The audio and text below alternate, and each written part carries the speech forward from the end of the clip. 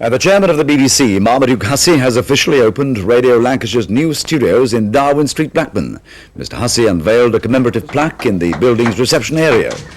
The studios cost £1.5 million and are the latest stage in the station's 18-year history, as Alistair MacDonald now reports. This is BBC Radio Blackburn. Originally called Radio Blackburn, the station was opened in January 1971, but not without its problems.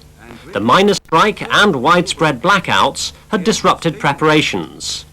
But the opportunity to make an early impact on the new audience wasn't missed.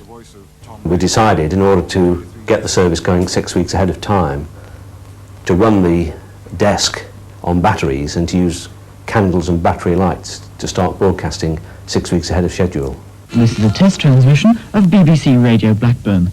There have been more widespread power cuts in North East Lancashire within the last... Well, when Radio Blackburn started, we were all pretty new to the game. Some of us had a little bit of experience, but many of them hadn't. And I was nominated to do the farming programmes. And I learnt my lesson very quickly, because I was called out to do a programme about silage. And I went out on a beautiful May day, sun was shining, it was absolutely glorious. I turned up in white sandals, expecting to be taken down to the fields and watch the grass being cut. And I ended up in a self-feed silo with about 40-odd cows doing what cows do in white sandals, and that's when I learnt that I always carry a pair of Wellingtons in my car from then on.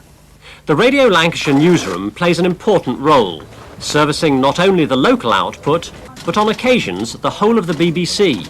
I think that perhaps the most famous example would be the Abbotsford disaster, in which we were able to get there first to a very remote place and able to service the rest of the BBC with actuality and interviews and all the rest of it during the course of that very dreadful night.